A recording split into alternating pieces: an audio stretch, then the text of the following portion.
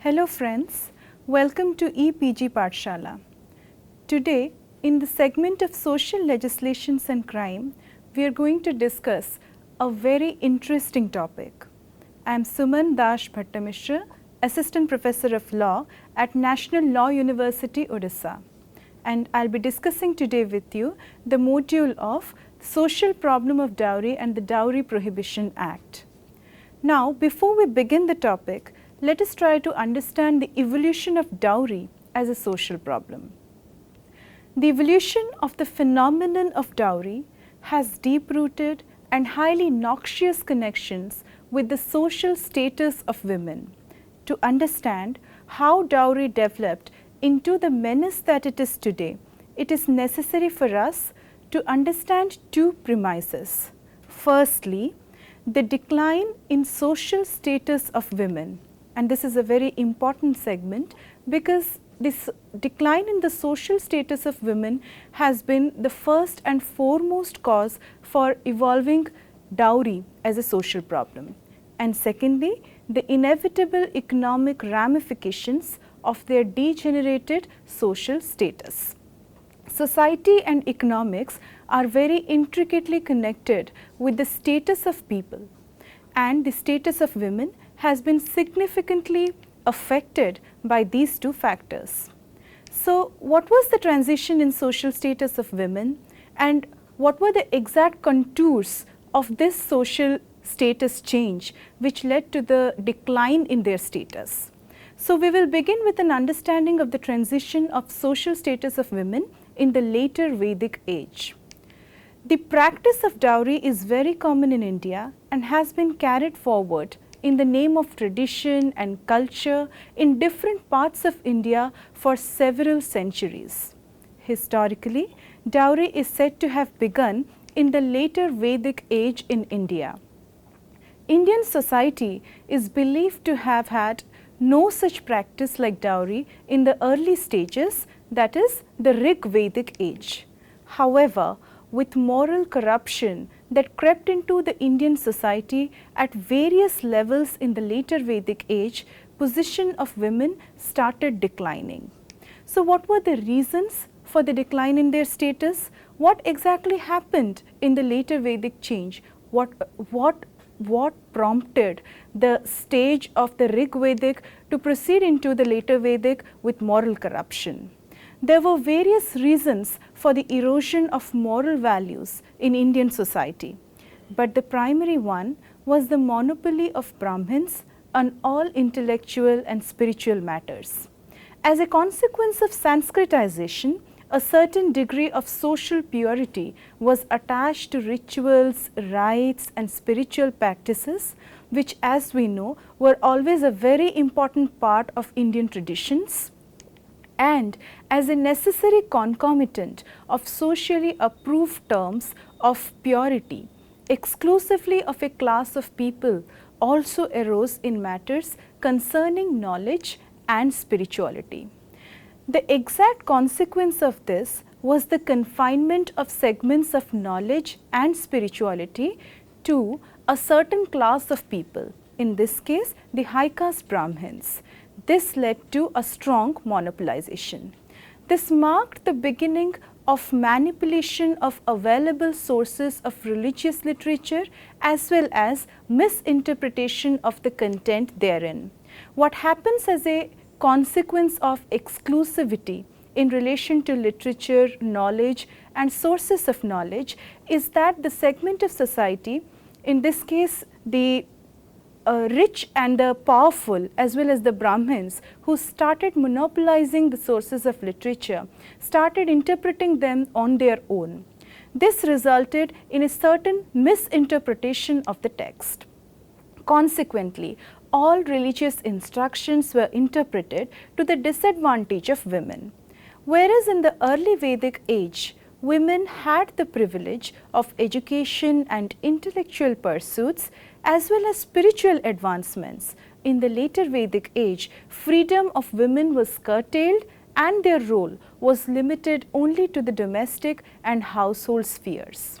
On the other hand, men, particularly those belonging to the upper class, started gaining more powers and privileges in society. As we know, absolute power corrupts absolutely. The fulcrum of power relations in Indian society at the juncture was the upper class male population who dominated literature, fine arts, spiritual practices and all philosophical deliberations.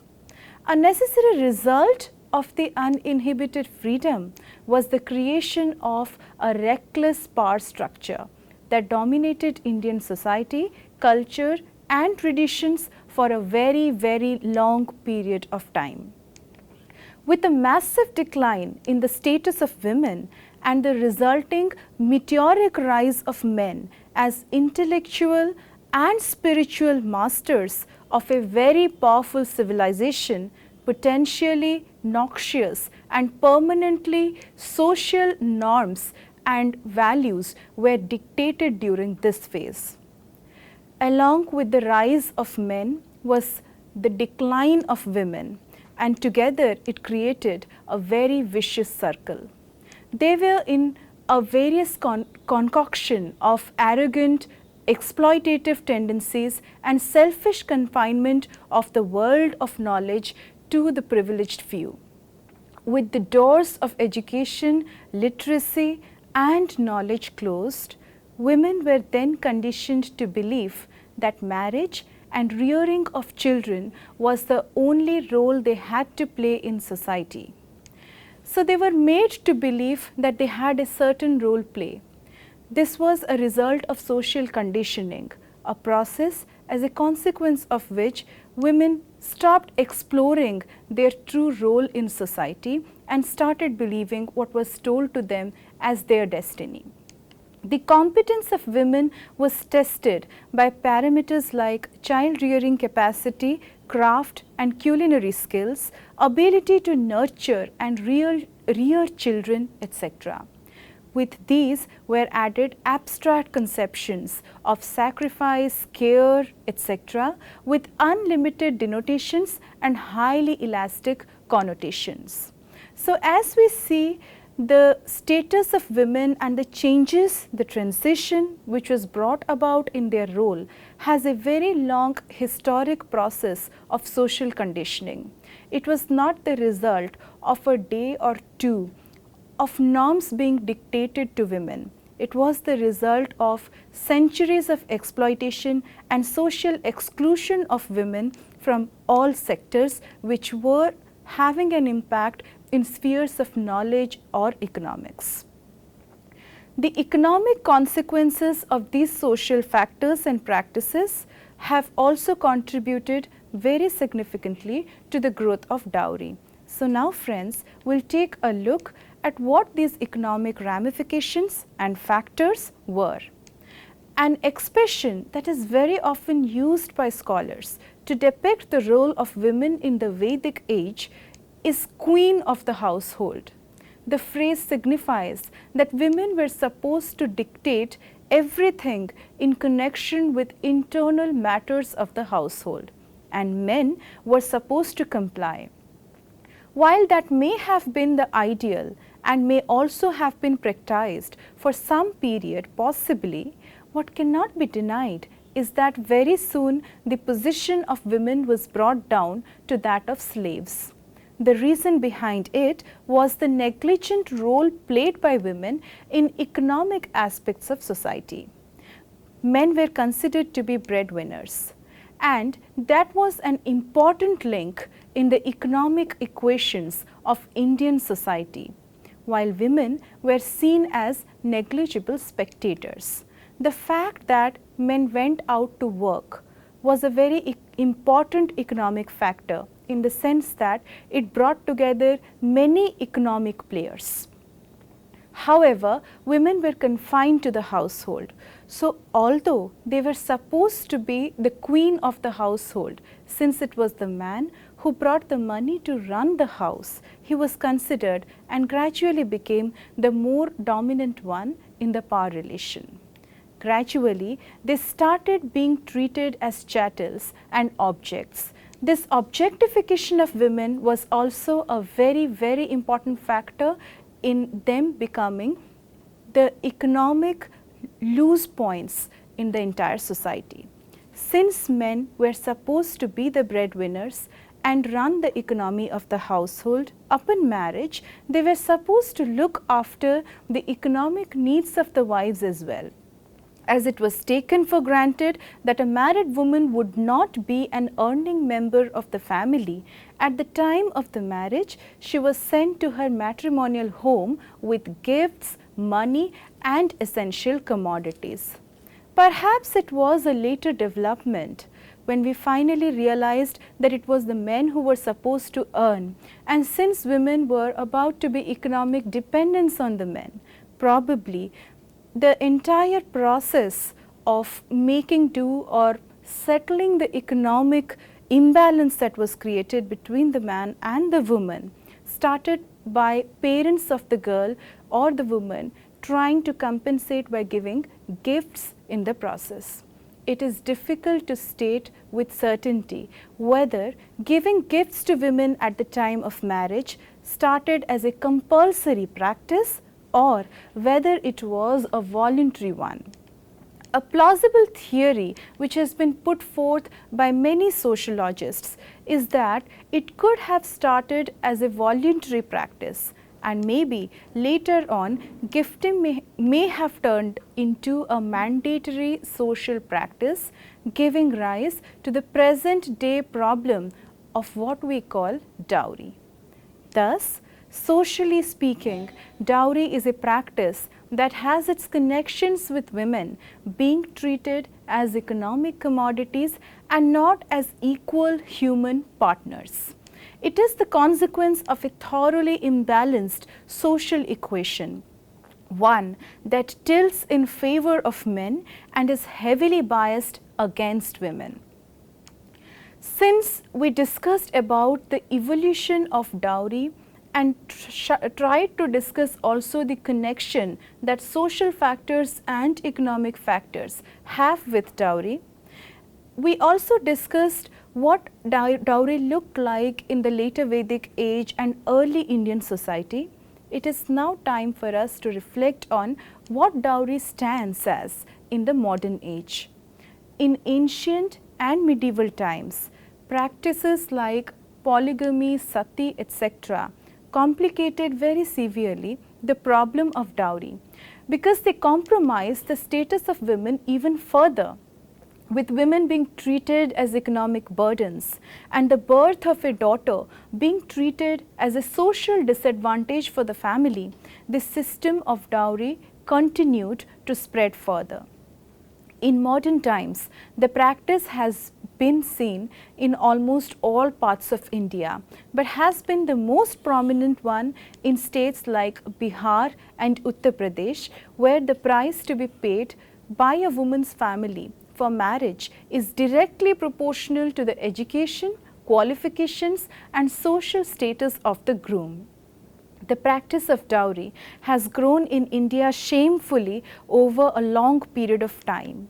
There are very few communities which are free from the evil practices of dowry, but in the rest of the country it is present in varying proportions, and alarmingly the problem has been rising over a period of time. Dowry becomes a toxic social problem on account of the fact that many women have been killed brutally for the inability of their parents to meet the economic demands of the groom's side.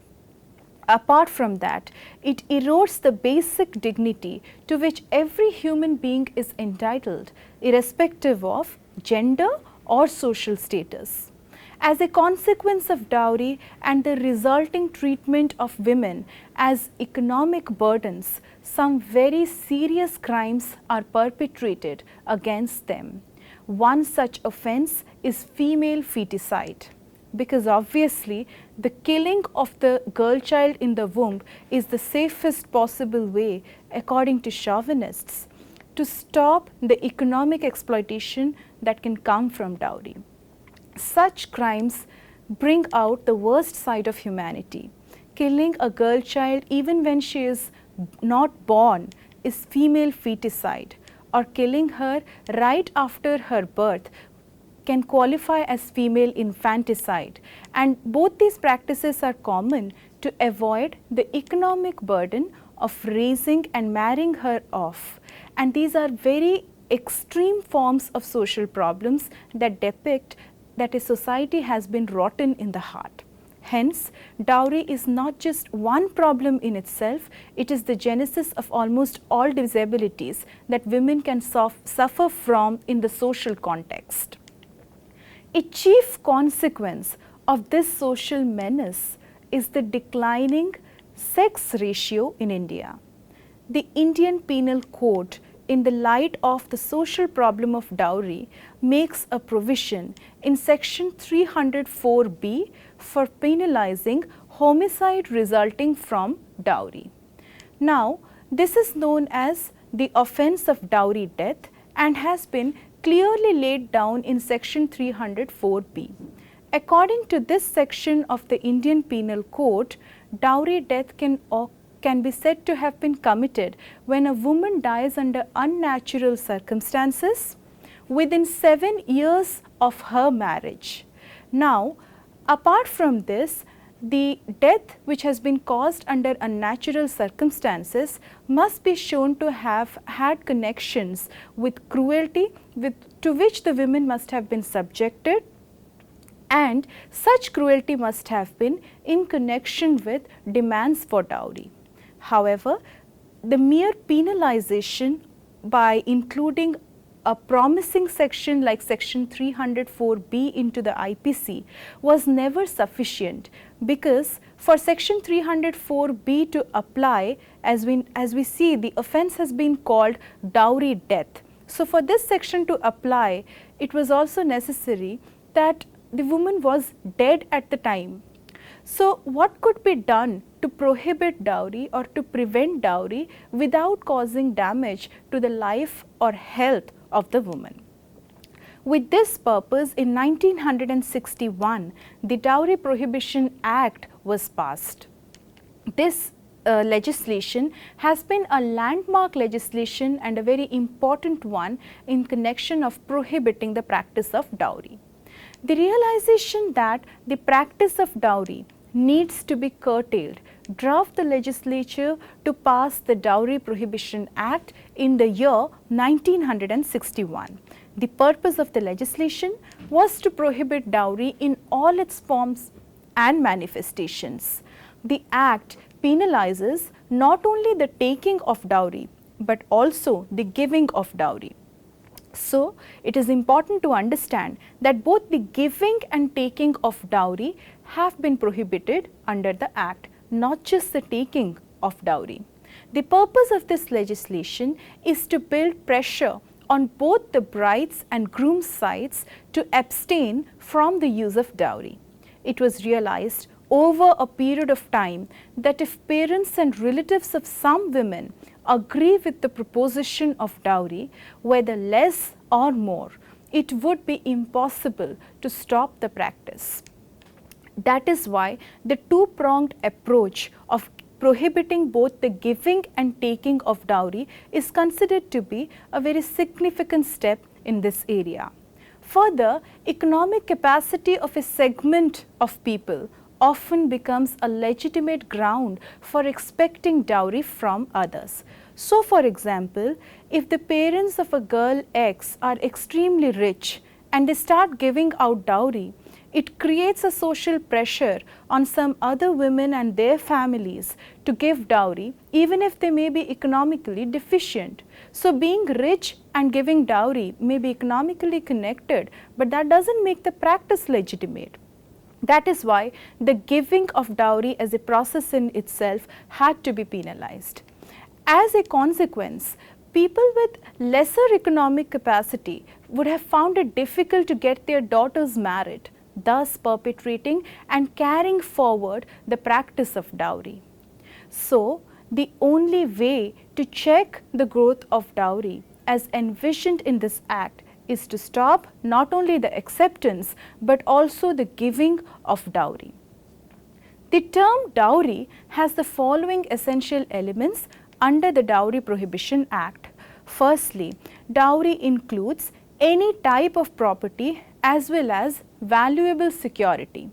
Secondly, such property or valuable security may be given or agreed to be given by either party to the marriage. The giving of property or valuable security may be direct or indirect. Next, the transaction must be in connection with marriage. It may be before marriage, it may be after marriage, it could also be at the time of marriage, but what is necessary is that it should be in connection with marriage. Dowry, however, does not include the Islamic concept of dower or mahar, which is a valid practice in nikah. Likewise, dowry also excludes from its purview all such gifts which may be given to either party to the marriage in the form of jewelry, cash or other articles. So, we understood what the different factors are in constituting dowry. However, it is also important for us to understand certain terms. A new term that we used here was the term valuable security. What does it stand for? It stands for any and every document which can create, alter or extinguish rights. So, an example of valuable security could be, for example, a deed of sale or documents which give title to, let's say, a piece of land or any other property. As seen above, the practice of dowry is basically a transaction in which property or valuable security is transferred between the parties to marriage or between their parents. So, the transfer of property can happen not only between the bride and the groom, it could also happen between the parents of the bride and the parents of the groom. Property includes within its ambit both movable and immovable property. Likewise, valuable security as defined in the Indian Penal Code, and which we discussed an example of which I gave a little while ago, is any document that can create, alter or extinguish rights of individuals. A salient feature of the Dowry Prohibition Act of 1961 is that under section 4 that any agreement for the giving and taking of dowry shall be void. Section 8 of the Act goes on to provide that offences under this Act will be non-cognizable and non-compoundable. A major demerit of the legislation is that it protects the exchange of gifts. Although the idea of a gift refers to a voluntary transfer of property or valuable security from one person to another, many constituents of dowry can be in the garb of gifts. So, in India, dowry still continues in society as a gift on most occasions. Apart from that, a major loophole of the Dowry Prohibition Act is also in the manner in which the indirect transactions should be understood. It is very difficult to establish through evidence that certain circumstances amount to indirect demand for dowry. Considering the fact that demands for dowry are private affairs, proving the existence of circumstances that can amount to indirect demands for dowry are very difficult. The temporal element or the element of time in the definition of dowry is equally important for a detailed analysis. It is significant to note that the Act clearly states that demand for dowry can be made not only at the time of marriage but also after and before marriage. What needs to be justified is that it was made in connection with marriage. Once that is established, the temporal element is of very little importance. Also, demand for dowry may be made at any stage of the marriage. Unlike section 304B of the IPC, which talks about the offence of dowry death, it can happen only within 7 years of marriage. But the Dowry Prohibition Act of 1961 does not prescribe any period of limitation. This is in sync with the social reality of marriage in India. Although demands for dowry are usually made within the initial few years of marriage, They can also be made after marriage for transfer of valuable security or property. So, at this juncture now, it would be necessary for us to understand what are the socio-legal impact or ramifications of the Dowry Prohibition Act. The Dowry Prohibition Act is an important piece of legislation, and to assess its efficacy, one must ascertain its impact from both social as well as legal perspectives. While the understanding of the term social impact is pretty clear, one may have doubts about the legal impact of this legislation. The factor of dowry is extremely crucial in the penal law of India, which is categorized in the Indian Penal Code. For example, dowry is a significant factor in the offence of dowry death, which we discussed just few minutes back, and demand for dowry also amounts to matrimonial cruelty under section 498A of the IPC.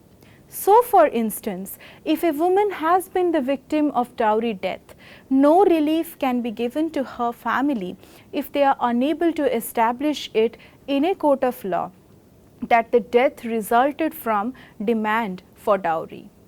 In this context, it is important to assess how the Dowry Prohibition Act has been applied in various cases by our courts and where exactly the prosecution has found it difficult to establish that a case for dowry can be made out in a given case. In the case of state of Andhra Pradesh versus Raj Gopal Asava and another, the husband, brother-in-law and mother-in-law of the deceased were tried for the death of the wife by suicide. Evidence was put before the court to show that demands for dowry were made by the mother as well as the brother-in-law. It was also shown that the husband's role was tacit, that is indirect. While all other elements of dowry death were present and there was a conviction in the lower court, the High Court acquitted the appellants on the ground that there was no evidence of any agreement before marriage for any form of payment of dowry. Surprisingly, the court also held that demands made after marriage should not qualify as dowry. However, upon appeal, the Supreme Court laid down that there is no requirement for any agreement before marriage for demand of dowry. It was also observed by the court that demands for dowry need not be direct and may be indirect, and such indirect demands will also qualify as dowry.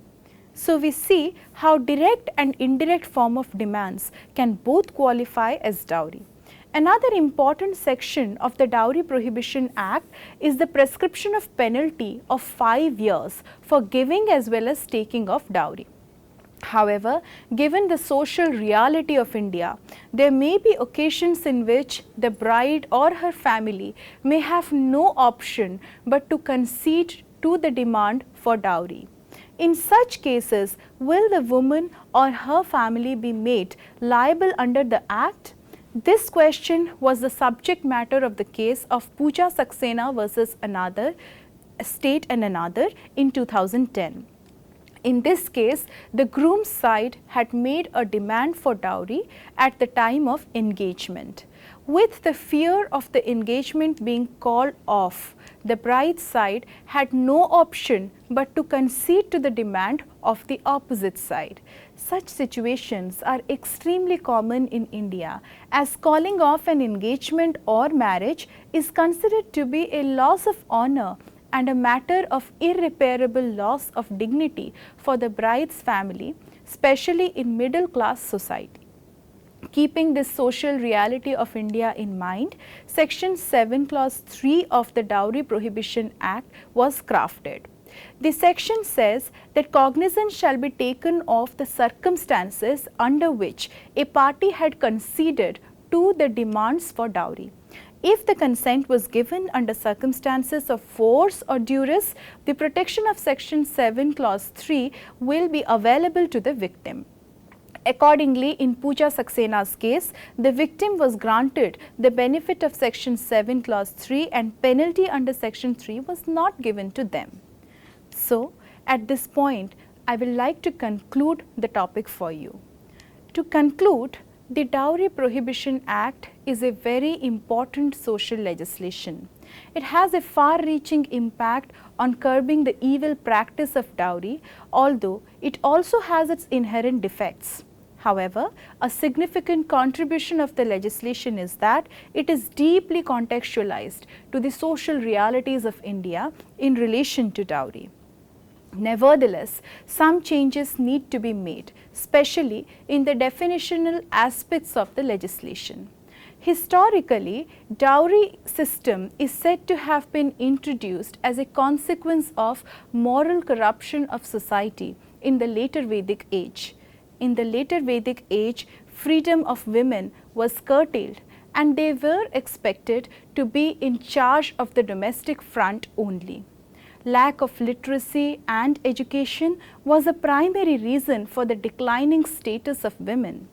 Due to the weak position of women, they were considered to be economic liabilities, and this is the basis of the inception of the dowry system. The realization that the practice of dowry needs to be curtailed drove the legislature to pass the Dowry Prohibition Act in 1961, and it penalizes both parties for giving and taking of dowry. Then we also discussed the concept of dowry and what dowry includes. Dowry includes all types of property as well as valuable security. Gifts and many other items are excluded from the domain of dowry. There is a prescription of 5 years penalty for giving and taking of dowry. There are several instances of death because of non-payment of dowry. We also discussed how dowry deaths are covered under Section 304B of the Indian Penal Code. Demanding dowry also constitutes matrimonial cruelty under Section 498A of the IPC. There are some loopholes in the Dowry Prohibition Act of 1961, as a consequence of which curbing the practice of dowry completely is a very difficult proposition. In Pooja Saxena's case, the protection under Section 7, subsection 3 of the Act was given, and the bride's parents were not penalized as the factor of coercion was present, because of which they had to agree with the proposition of giving dowry. The Dowry Prohibition Act not only has a social but also a significant legal impact on Indian society. With this, I would like to close the discussion on this topic. Hope to see you again soon. Thank you. Bye.